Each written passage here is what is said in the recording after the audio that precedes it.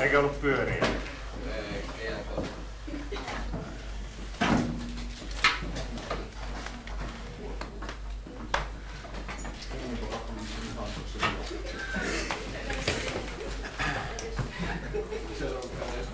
No niin, kuunnellaan. Käydään aluksi hieman teoreettista pohjaa ja sitten huomenna päästäisiin, ei huomenna, perjantaina käytännön. Tässä on aika paljon sellaista yhteiskuntafilosofista en kikkailua, mutta termien määrittelyä käydään vähän, mikä se valtio on ja minkälaisia valtioita on, millä periaatteella ne on muodostettu. Ja.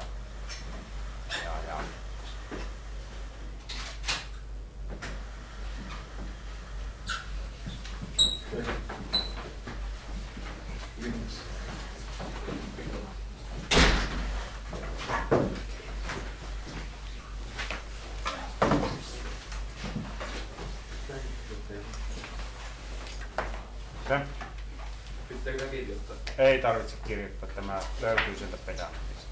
Yritän saada tähän vielä äänen mukaan. Mutta voitte olla jopa kuuntelematta, jos kuuntelette sitten sieltä.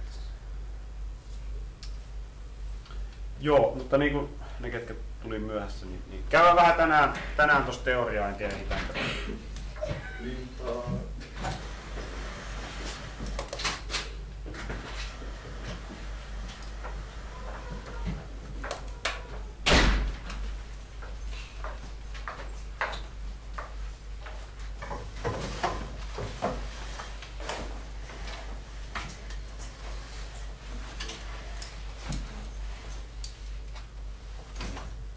Viisi vaille alkaa.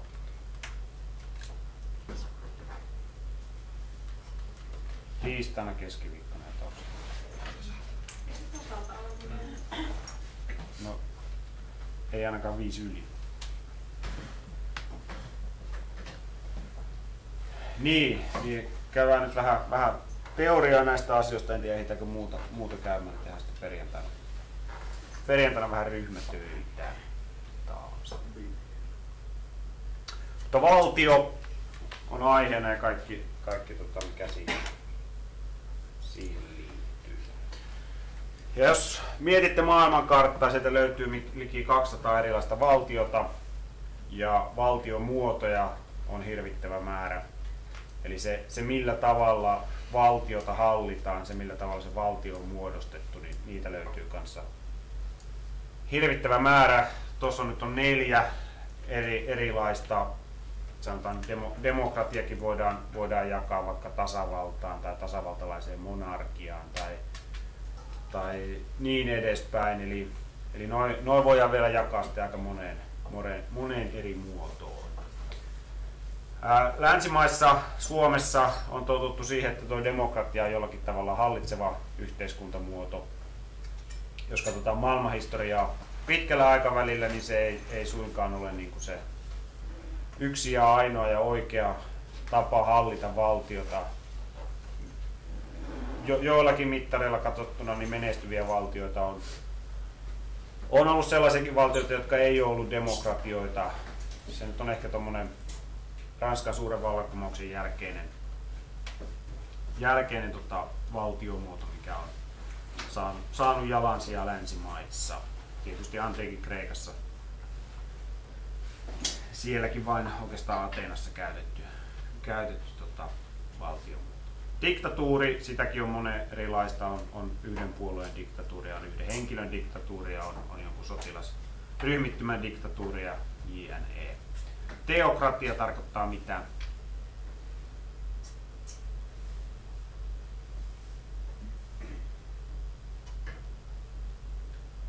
Kellään mitään käsitystä. Ei. Teokratia on siis tämmöinen uskonnollinen valtio. Otetaan nyt vaikka Iran, kun se nyt on ollut tapetilla. Iranissa järjestettiin demokraattiset presidentinvaalit ja nimellisesti valittiin presidentti johtamaan Iranin valtiota, mutta Mutta käytännössä valtiota johtaa tällainen uskonnollinen neuvosto, joka nojaa Koranin oppeihin ja muihin vanhoihin kirjoituksiin. Sitten on liittovaltioita, esimerkiksi Saksa on liittovaltio, se on samalla demokratia myös, mutta se on järjestetty hieman eri tavalla kuin vaikka Suomi. Siellä on voimakkaita alueellisia parlamentteja, joilla on alueellisia vallankäytön oikeuksia, ja sitten on tällaisia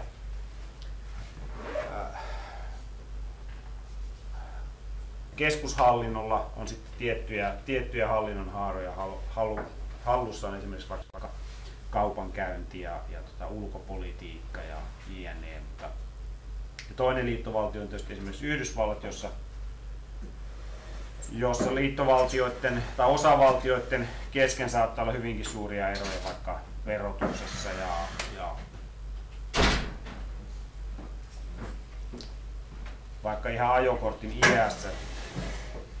Eli osavaltioiden välillä on suuriakin eroja, mutta liittovaltion hallinto sitten johtaa ulkopolitiikkaa ja kauppapolitiikkaa ja talouspolitiikkaa laajemmassa kuvassa. Näitä valtiomuotoja on ympäri maailmaa erilaisia, valtiot on järjestetty eri tavalla. Ei pidä niinku tuudittautua pelkästään siihen ajatukseen, että meidän demokratia, olkoon se nyt miten edistyksellistä meidän mielestämme, että se olisi mitenkään ikuinen järjestelmä. Tai että se olisi välttämättä paras. Se voi olla meille paras järjestelmä, mutta jossakin muussa valtiossa ihmiset ajattelee, että tämä järjestelmä on heille paras. No sitten minkä takia on tällaisia valtioita muodostunut? Jos katsotaan karttaa, niin maailmassa on hirvittävän paljon tällaisia kansallisvaltioita. Eli jokaiselle kansalle on oma valtionsa. Varsinkin Euroopassa on pyritty siihen, että yksi kansa, yksi valtio. Niin minkä takia näitä valtioita? Minkä takia pitää olla joku valtio? Miksei voida vaan niin kuin elää tällaisessa luonnontilassa? Niin, se on semmoinen yhteiskuntafilosofian perustavia kysymyksiä, että minkä takia ihmiset on muodostanut valtion. Minkä takia ei vaan niin kuin ole alueita, minkä takia joku ei vaan niin kuin sano, että tässä on mun koti, tässä on mun tontti ja sillä hyvä. Et halua käydä sotaa kenenkään kanssa, et halua liittyä mihinkään valtioon, et halua tunnustaa sen valtion politiikkaa tai mitään muuta. Niin minkä takia sitten meillä on tällaisia valtioita? Ja niin kuin sanoin, niin Euroopassa on vielä pyritty muodostamaan tällaisia kansallisvaltioita.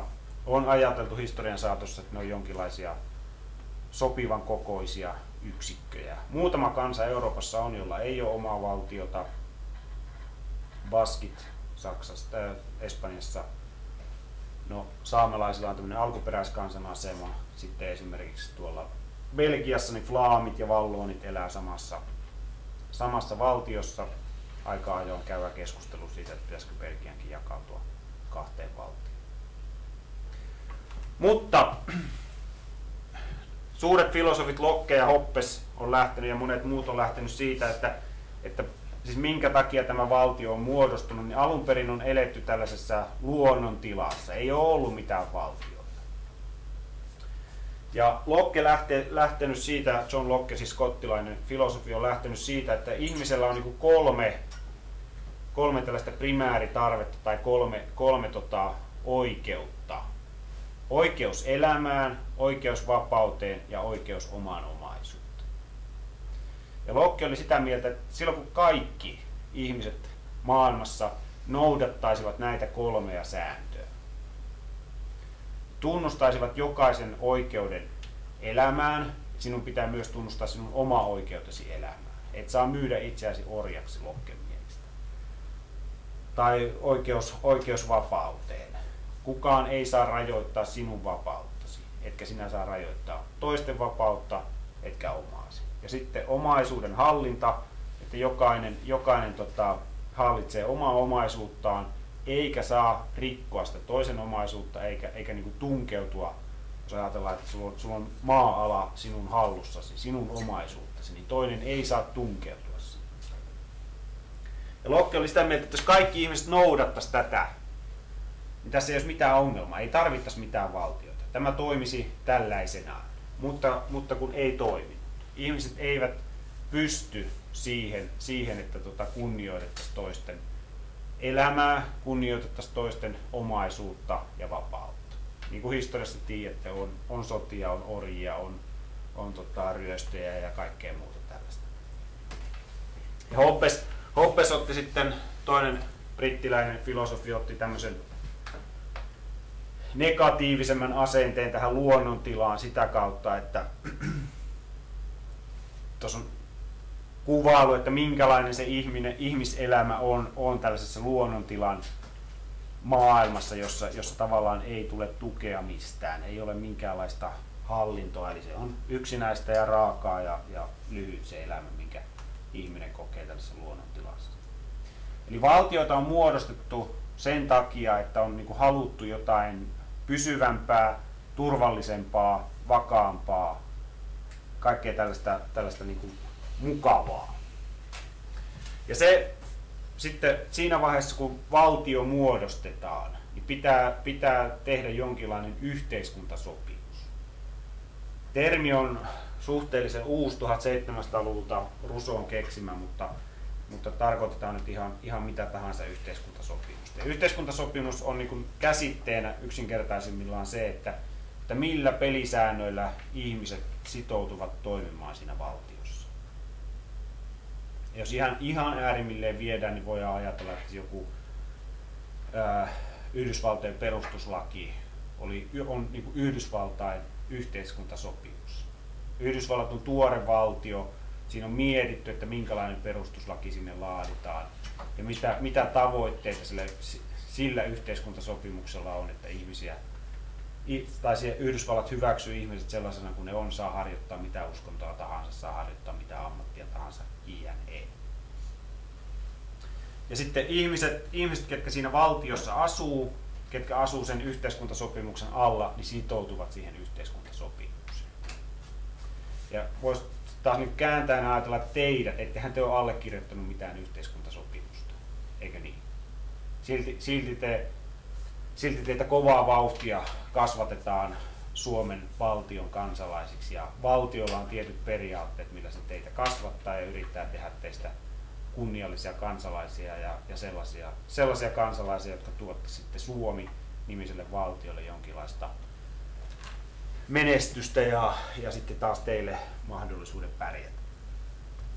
Teidän isä ja äiti, tai oikeastaan äiti siinä vaiheessa, kun te olette vielä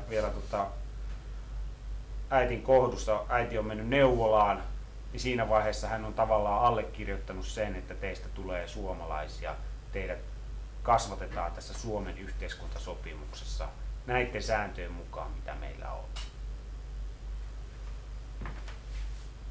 Mutta se vaatii jonkinlaisen sopimuksen, ja se ei ole pelkästään niin kuin laki, se ei ole pelkästään perustuslaki, vaan siihen liittyy tällaisia eettis-moraalisia asioita, että minkälaisia me suomalaiset ollaan ja miten käyttäydytään toisia kohtaan ja niin edespäin. Joka on tietysti jollain tavalla muuttuva asia koko ajan, mutta se ei ole pelkästään se perustuslaki.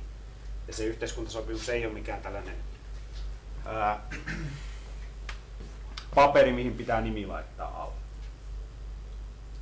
Ja näitä yhteiskuntasopimuksia on monenlaisia. Tuossa on Platonin Valtio-niminen teos, jossa Platoni kertoo, että minkälainen hänen ihanne valtionsa olisi, minkälainen yhteiskuntasopimus siinä olisi. Ja se on sitten taas, niin kuin, vaikka filosofia on maailman kuuluisimpia, niin tämä ei millään tavalla sovi esimerkiksi meidän länsimaiseen demokratiaan tai Suomeen. Että Platoni hahmottelee siinä, että jokaisella ihmisryhmällä, jokaisella ammatilla on oma tehtävänsä ja on hyvin tämmöinen luokkatietoinen ja vain viisaammat valitaan johtamaan yhteiskuntaa. Ja yhteiskuntasopimuksessa se valta, eli jos ajatellaan siinä luonnontilassa, niin ainoa, joka sillä oli 3 oikeutta. Oikeus elämään, vapauteen ja omaisuuteen.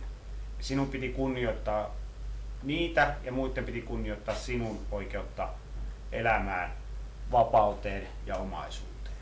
Niin yhteiskuntasopimuksessa se valta luovutetaan jollekin suuremmalle organisaatiolle tai tämmöiselle riippumattomalle suvereenille, eli sille valtiolle käytännössä.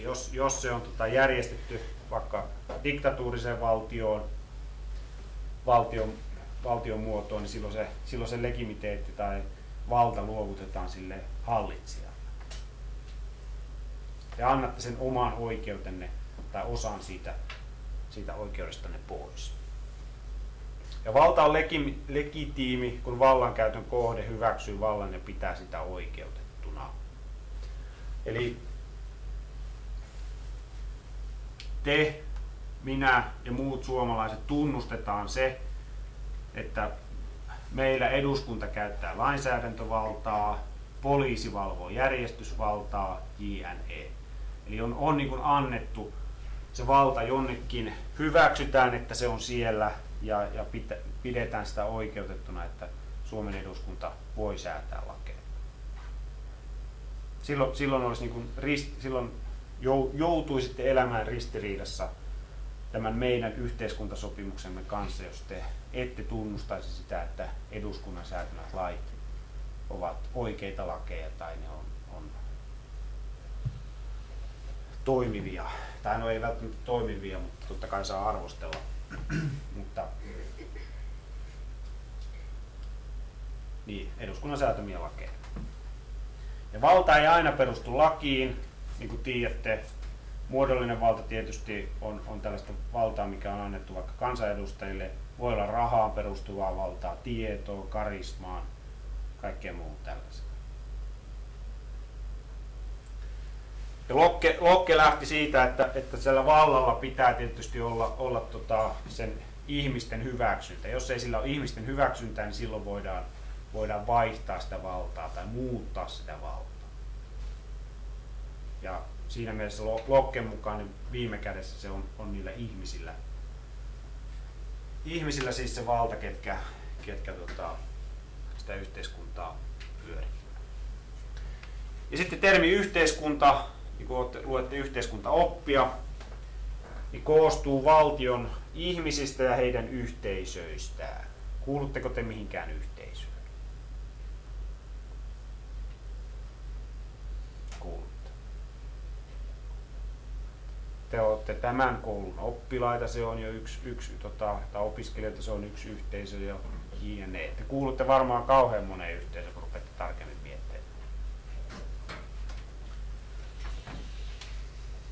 Eli yhteiskunta on niin kuin, jos yhteiskuntaopissa mietitään tai yhteiskuntafilosofiassa, niin pikkasen eri juttu kuin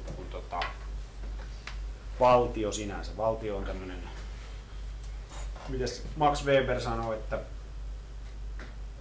valtio on tämmöinen rajattu alue, jolle on annettu tuon väkivallan legitimiteetti, eli se saa käyttää väkivaltaa. Se nyt on semmoinen vähän kärjistetty muoto. No kumpi on sitten ensin, yksilö vai yhteiskunta? Kumpaa pitäisi niin kuin, kumpi tulee ensin, kumpaa pitäisi ajatella ensin, kumpaa pitäisi kehittää, kumman menestystä pitäisi toivoa? No se riippuu siitä, että keneltä kysytään. Jos ajattelette liberalistisesti, eli teillä on tällaisia yksilön vapauksia korostavia ajatuksia, niin silloin tietysti yksilö tulee ennen yhteiskuntaa. Ja sitten jos teillä on tällaisia sosialistisia ajatuksia, niin sosialismi lähti siitä, että yksilö on aina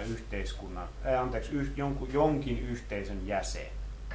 Että yksilö ei niin kuin, yksilöllä sinänsä ei ole arvoa, hänellä on vain arvo, kun hän on jonkun yhteisön jäsen, ja yksilö on aina sosialistisen ajatusten mukaan jonkin yhteisön jäsen.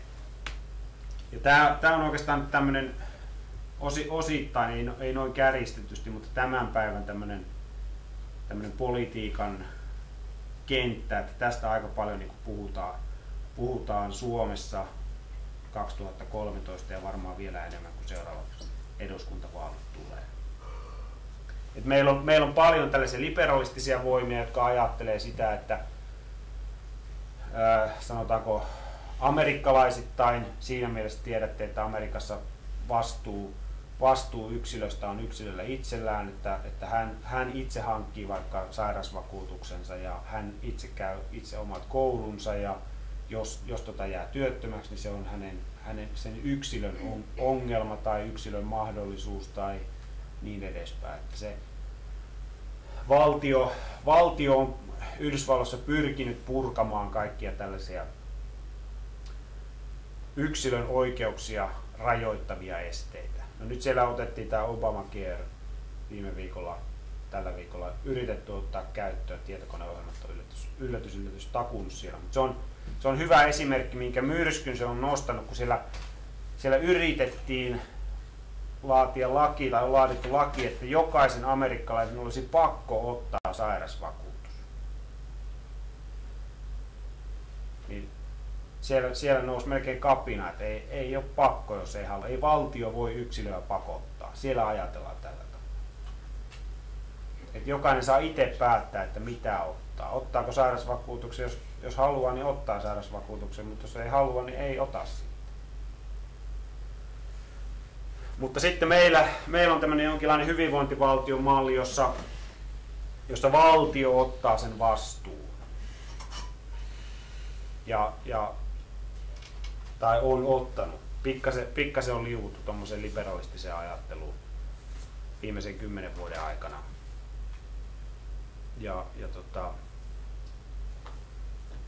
Esimerkiksi tämä meidän verotus, mistä käydään keskustelua, että periaatteessa Suomen verotus on keventynyt huomattavasti viimeisen 10 vuoden aikana, 15 vuoden aikana. Silloin on just haluttu päästä siihen, että kun se ihminen ansaitsee ne rahat töissä, niin valtio ei ottaisi siitä välistä, vaan se henkilö saisi itse ne rahat ja saisi itse päättää, että mitä hän niillä rahoilla tekee. Sitten niitä kohteita, mihin se yksilö käyttää Suomessa sitä rahaa, niin niitä on ruvettu verottamaan. Jos on ajateltu, että käytät polttoainetta, joka on ympäristön kannalta tuhoisaa, niin maksat vasta sitten sitä veroa sen mukaan, kun käytät sitä polttoainetta. Tai jos syöt karkkia joka on epäterveellistä, niin maksat sitten sitä veroa. Mutta ei oteta vielä siitä työstä, minkä olet ansainnut. Ei oteta siitä sitä veroa, vaan ei ole haluttu rajoittaa sitä yksilönvapautta, että voit sitten käyttää ne rahat, mitkä olet itse omalla työlläsi ansainnut, niin voit käyttää ne miten haluat. Ja aikaisemmin meillä vähän niin kuin päinvastoin ajateltiin 80-luvulla, 70-luvulla, kun hyvinvointivaltiota rakennettiin, että pidettiin veroaste vähän korkeammalla, otettiin siitä palkasta, tulosta veroa, tasattiin ihmisten tuloa sillä tavalla, oli hyvin progressiivinen verotus, eli vaikka ansaitsit paljon, niin maksat sitten paljon veroa, ja jos ansaitsit vähän, niin maksat sitten suhteessa vähemmän veroa.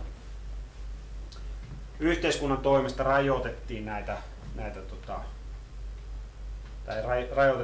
rajoitettu, mutta kerättiin sitä rahaa ja voisi sanoa, että kärjistetysti kaikille, tai tuloerot oli pienemmät, ei nyt jäänyt yhtä paljon käteen kaikille, mutta tuloerot oli selvästi pienemmät. Ja tämä on semmoinen kenttä, missä varmaan niin kuin seuraavissa vaaleissa niin aika paljon väitellään. Meillä on puolueita, jotka on selvästi, ei tietenkään voi sanoa sosialistisia sen ankarimmassa muodossa, mutta tämän diani niin tuolla oikeassa reunassa enemmän kuin vasemmassa reunassa. Ja sitten meillä on puolueita, jotka ajattelee tälleen yksilölähtöisesti, että annetaan ihmisten itse päättää. Katsotaan sitten huomenna, mitä ne puolueet on. Sitten valtiossa yksilöllä on oikeuksia, eli on tällaisia vapauksia ja vaatimuksia. Ja vapaudet on tietysti sitä, että ihminen saa toimia oman tahtonsa mukaan ilman, että kenelläkään on lupaa puuttua asiaan. Sanokaa joku tämmöinen.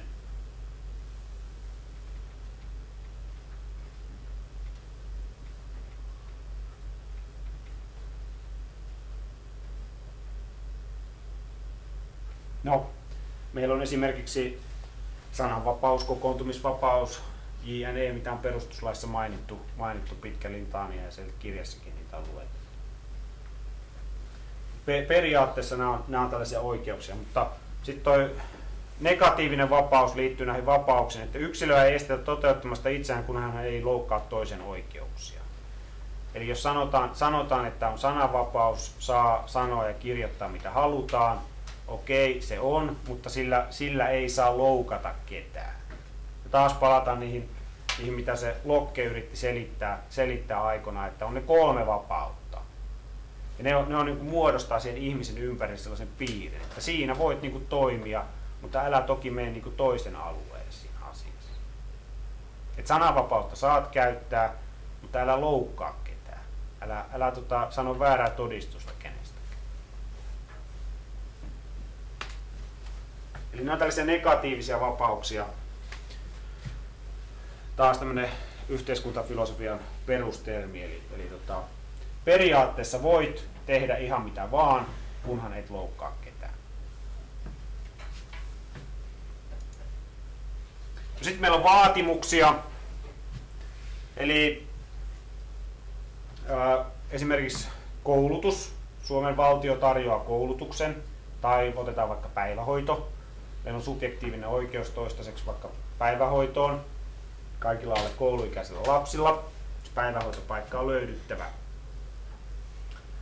Eli ihmisellä on oikeus Suomessa vaatia, että hänen lapsensa pääsee päivähoitoon. Hänellä on oikeus vaatia sitä asiaa. Sitä se ei voi vaatia, että siitä maksettaisiin palkkaa, vaikka että se käy peruskoulua tai jotain muuta. Mutta hänellä on oikeus vaatia, että hänen lapsensa pääsee kouluun Suomessa. Eli nämä on tällaisia positiivisia oikeuksia. Ihmisille annetaan mahdollisuus toteuttaa itseään, kunhan ei loukkaa toisten oikeuksia. Eli on mahdollisuus käydä kouluun. On mahdollisuus vaikka siihen päivähoitopaikkaan. No sitten velvollisuudet. Hyvin yksinkertaisesti, eli valtiossa, yhteiskuntasopimuksessa keskeinen velvollisuus on se lain noudattaminen.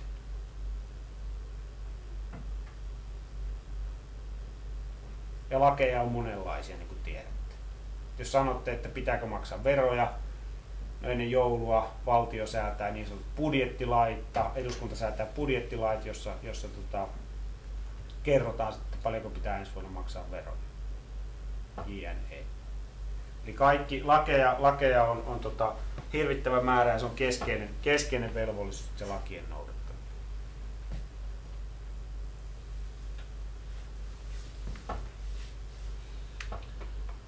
Hyvä. Eli muistatte, valtioita on hirvittävän monenlaisia. Ei ole ainoastaan meidän Suomemme ole mitenkään niin kuin